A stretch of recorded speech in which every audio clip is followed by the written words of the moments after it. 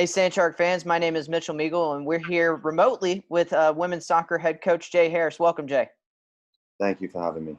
So let's dive into it. Let's talk about last week's game, first road matchup against a quality opponent, number 4 Southeastern. What were kind of your overall thoughts on that contest? It's always tough when you play teams such as the quality of Southeastern. They've been a prominent powerhouse at NAI for the last maybe 4 or 5 years. They haven't drawn or lost a game within conference, I think maybe 4 years, and finished third, fourth in the country for 2 years straight. It was a challenge. But it was a good challenge, and we got to see the heart and our commitment as a team. So I'm happy with how the girls played. They really battled, and I mean we struggled. We didn't really create as much as I would have hoped, but we got beat by a couple of players. Really, they got a couple of special players, and it's hard to contain them for 90 minutes. The couple of goals they scored was 25 yard into the top corner, and then the other one, a nice little run through is Solazano's special. So they're a good team, and Alan's got them playing well. And I mean, I look forward to playing them again. They were the better team. They deserve to win.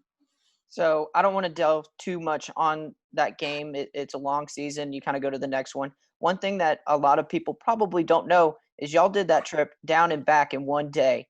That has to be a struggle. I think it was what you said, 5-6 hour drive just one way. Talk about kind of the mindset the girls have to be in, especially going playing the number 4 team and then just turning right back around and going home. Yes, it was tough. I wouldn't have said anything if you didn't. Just those are the circumstances that we were dealt, and we have to just get on with it and play the game. And we've done the best we could. And like I said, we really showed a lot of team spirit and really battled there for one another. But it was tough, going down the same day. It took 6 hours to drive down there, and you're getting off a bus. And although you might feel okay, it is draining. You're talking about 10-15% of your energy resources are gone before you step on the field just from the bus journey. So we did have some players starting to get tired after 30-35 minutes that usually you don't see that from. So I played a part, but I think even without that on the day, I think they deserve to win. So it's we're happy with playing, and if that's what we had to do to be playing our season. And thankfully that's the only game we do that. For every other away trip we're staying the night, which I look forward to, and I'm sure you would bring up this weekend, Keiser. Let's take a step back real quick because we were supposed to play Warner this week. Talk about the challenges of now the end of Southeastern, and then you transition your attention to Warner, and then the game gets postponed, makeup date to be determined, and now it's focused on the reigning NAIA national champions. Like how tough is that? You have one opponent in mind, and then it gets pushed off, and now you have the number 1 team in the country. Personally, I don't. It isn't too difficult because you always have to be prepared for that, and it wasn't something that just happened. We knew we look at the weather, and we kind of see that there's a possibility we may not be able to play, and so obviously we pushed. We was looking at playing on the Thursday.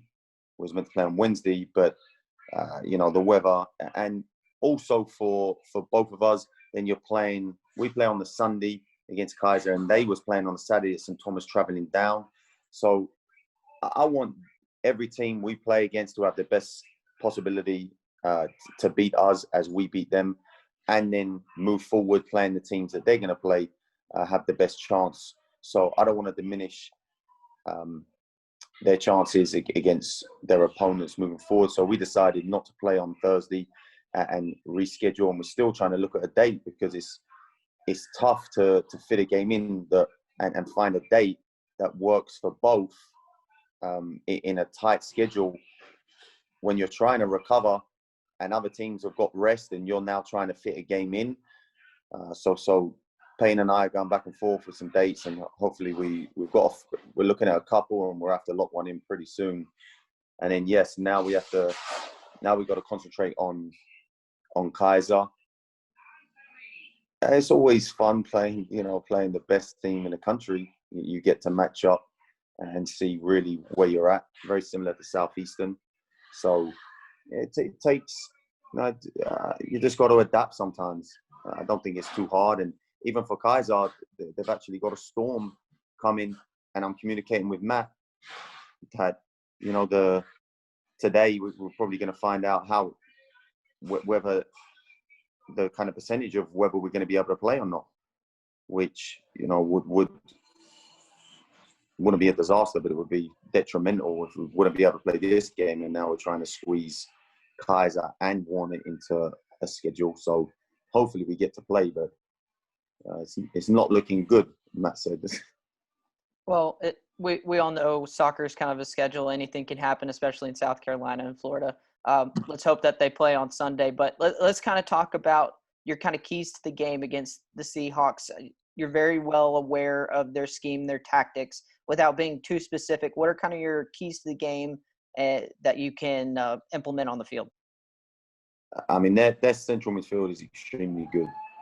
They've got a few players that just dictate the play.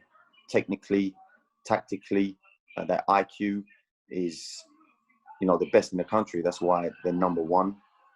So really, I think the key is trying to stop them dictating the game through the middle. It's easier said than done because they're quality players, but we're really going to have to focus in nullifying their threats, because that's really where they go through. Those players, like I said, they dictate where the ball goes. They get on. They make good, consistent, smart decisions. So through the middle is where we really need to focus and nullify their threat. Well, like you said, we just hope that there's soccer on Sunday. It'll be a week plus since y'all played. We appreciate you kind of letting us pick your mind a little bit and getting the inside of Sand Shark Soccer. That game on Sunday will be streamed and televised on the Sun Digital Network. Best of luck to you and the team. It's going to be a long journey, especially down to the Miami area. So best of luck this weekend, Coach. Thank you so much. Take care.